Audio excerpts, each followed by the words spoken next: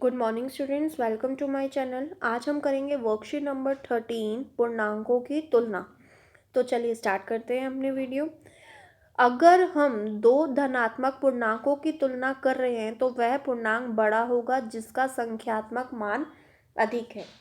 जैसे 64 और 34। अब देखो 64 और 34 में कौन बड़ा है? 64 बड़ा है, तो इसका मतलब है ये 64 पूर्णांक बड़ा होगा। अगर हम दो ऋणात्मक पूर्णांकों की तुलना कर रहे हैं तो वह पूर्णांक छोटा होगा जिसका संख्यात्मक मान अधिक होगा। अब देखो, अगर 64 और 34 में बड़ा कौन है? देखो 64 बड़ा है। 64 और 34 में कौन बड़ा है? 64। लेकिन देखो, अगर -64 और -34 लिखा है तो क्या होता है? उल्टा हो जाता है। जहाँ पर 64 बड़ा होता था और 34 जो हमारे पास था वो छोटा होता था। लेकिन अगर ये माइनस ऋणात्मक 64 और ऋणात्मक 34 की बात होगी तो कौन बड़ा हो जाएगा? -34।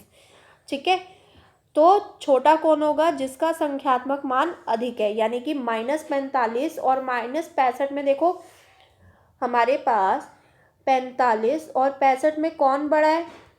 65। लेकिन अगर -45 और -65 की बात करें तो कौन बड़ा हो जाएगा? ये जो साइन है ये उल्टा हो जाएगा, यानी कि -45 बड़ा हो जाएगा। ठीक है, कभी हम ऋणात्मक और धनात्मक के बीच की तुलना कर रहे हैं तो हमेशा धनात्मक पूर्णांक बड़ा होगा।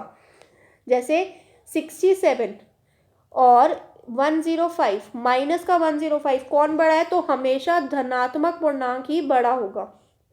ठीक है, 0 सभी ऋणात्मक पूर्णांकों से बड़ा होता है। तो 0 शून्य जो होता है हमारे पास, वो जितने भी पूर्णांक है, जैसे -100, तो हमेशा 0 ही बड़ा होगा। अगर 1 लाख, 1 लाख से अगर हम कंपेयर कर रहे हैं, तुलना कर रहे हैं, तब भी हमारे पास, अगर -1 लाख से कंपेयर कर रहे हैं तब भी हमारे पास कौन बड़ा होगा? 0 बड़ा होगा। लेकिन अगर हम धनात्मक पूर्णांकों से ले रहे हैं, जैसे 45, तो देखो हमारे पास 45 ही बड़ा होगा। ठीक है, ठीक है, तो धनात्मक संख्याओं के साथ जब हम तुलना कर रहे होंगे 0 की तो हमेशा धनात्मक संख्याएं ही बड़ी होंगी, और अगर ऋणात्मक संख्याओं के साथ कंपेयर करेंगे, तुलना करेंगे, तो 0 बड़ा होगा उससे। ठीक है, संख्या रेखा पर पूर्णांकों की तुलना। अब देखो, संख्या रेखा पर पूर्णांकों की तुलना कैसे करेंगे? देखो, जब हम ये वाली साइड, जैसे हमारे दो हाथ होते हैं, मान लो ये हम खड़े हैं, ठीक है, तो इधर वाला जो हमारे पास होता है वो होता है राइट साइड, जिससे हम काम करते हैं, राइट हैंड बोल दो इसको। ठीक है, और जिससे हम काम नहीं करते हैं वो क्या है? हमारा लेफ्ट हैंड। ठीक है, तो 0 के जो लेफ्ट साइड, यानी कि बाईं ओर जो हमारे पास संख्या आएंगी वो सारी की सारी क्या आएंगी? ऋणात्मक आएंगी, जिसमें संख्या का मान क्या होता है? घटता जाता है। जैसे अगर मैं बोलूं -2 और -1 में बताओ कौन बड़ा है? अगर मैं पूछती 2 और 1 में कौन बड़ा है तो आप कहते 2 बड़ा है। लेकिन अब मैंने पूछ लिया -2 और -1 में कौन बड़ा है, तो इसका मतलब उल्टा होगा, यानी -1 बड़ा है। तो इसमें क्या आता है? संख्याएं घटती जाती हैं और इसके अंदर संख्याओं का मान क्या होता है? बढ़ता जाता है। ठीक है, तो देखो, संख्या रेखा पर दाईं ओर जाने पर पूर्णांक का मान बढ़ता जाता है, और जैसे ही हम संख्या रेखा के बाईं ओर जाते हैं तो पूर्णांक का मान घट जाता है। इसलिए पूर्णांकों को निम्न रूप में लिखा जाता है। जैसे कहाँ से शुरू हुआ देखो हमें नहीं पता, लेकिन -4, -5, -4, -3, -2, -1, 0, 1, 2, 3, 4, 5। तो देखो, -3 और -2 में कौन बड़ा? -2। -2 और -1 में कौन बड़ा? -1 बड़ा। -1 और 0 में कौन बड़ा? तो 0 बड़ा। लेकिन 0 और 1 में कौन बड़ा? तो देखो 1 बड़ा। 1 और 2 में कौन बड़ा? तो 2 बड़ा। ठीक है, इस तरह से हम करते हैं उसमें।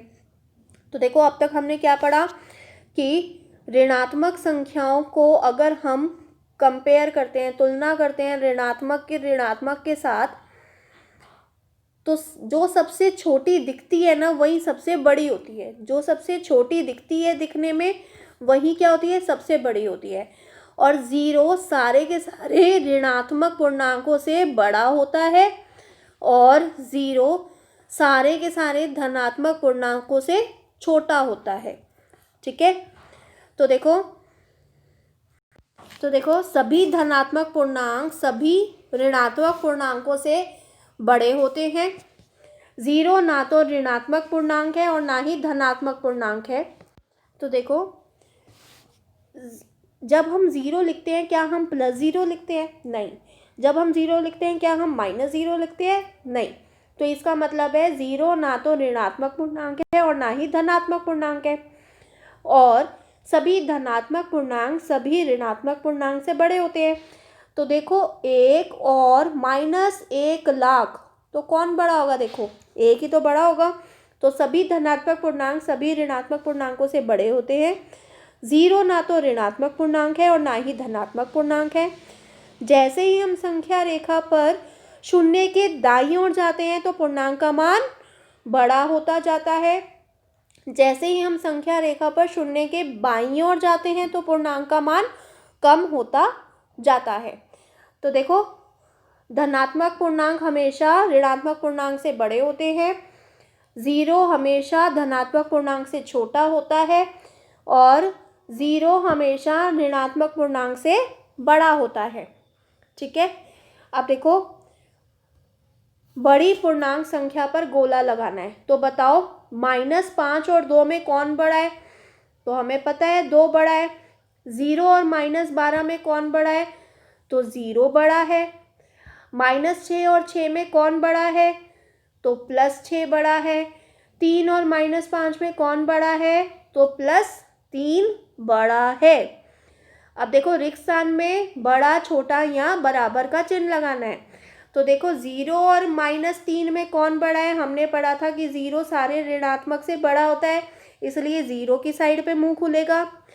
-8 और -80 हमने पढ़ा था कि दो अगर ऋणात्मक पूर्णांकों को अगर हम तुलना करते हैं, दो ऋणात्मक पूर्णांकों की अगर तुलना की जाती है तो जो दिखने में छोटा होता है वही बड़ा होता है। तो -60 की तरफ मुंह खुलेगा। -43 और -5, अब देखो -43 और -5 देखने में कौन बड़ा लग रहा है? 43। देखने में कौन छोटा लग रहा है? 5। तो इसका मतलब है -5 बड़ा है। 40 और -51 में कौन बड़ा है? तो हमेशा धनात्मक पूर्णांक ऋणात्मक पूर्णांक से बड़ा होता है। 106 और 80 में कौन बड़ा है? 106 बड़ा है। -7 और 5 में कौन बड़ा है? तो धनात्मक पूर्णांक हमेशा ऋणात्मक पूर्णांक से बड़े होते हैं।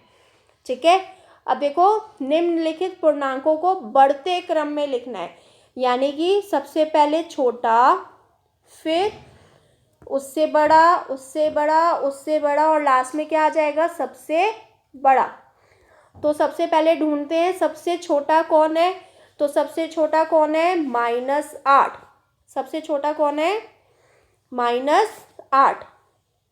ठीक है, -8 के बाद कौन छोटा है? -4, मतलब -8 पे क्रॉस कर दिया। अब देखो 4, -4, 6 और 0 में कौन बड़ा है? कौन छोटा है? -4 छोटा है, तो -4 लिख लिया। अब देखो 4, 6 और 0 में कौन छोटा है? 0, तो 0 पे क्रॉस कर दिया। अब बताओ 4 और 6 में कौन छोटा है? 4, तो 4 को क्रॉस कर दिया, अब बचा 6। ठीक है, इसी तरह से देखो -1, 7, 14, -28 और 35। अब इसमें ढूंढना है, तो सबसे पहले सबसे छोटा ढूंढो। तो सबसे छोटा कौन मिला? -28। -28 को क्रॉस कर दिया। अब -1, 7, 14 और 35 में कौन छोटा है? -1। -1 पे क्रॉस कर दिया। अब 7, 14 और 35 में कौन छोटा है? 7, तो 7 लिख दिया। तो यहाँ लिखने के बाद यहाँ काट दिया। 14 और 35 में कौन छोटा है? 14। ठीक है, तो 35 बचा, तो यहाँ पर हमने 35 लिख दिया। ठीक है, अब हमें क्या करना है? घटते क्रम में लिखना है, यानी कि सबसे पहले सबसे बड़ा, फिर उससे बड़ा, फिर उससे बड़ा, फिर उससे सबसे बड़ा, फिर उसके बाद सबसे छोटा आ जाएगा यहाँ पर।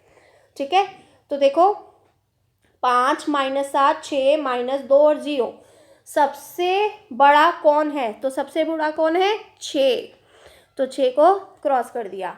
अब 5 माइनस 7 माइनस 2 0, कौन बड़ा है?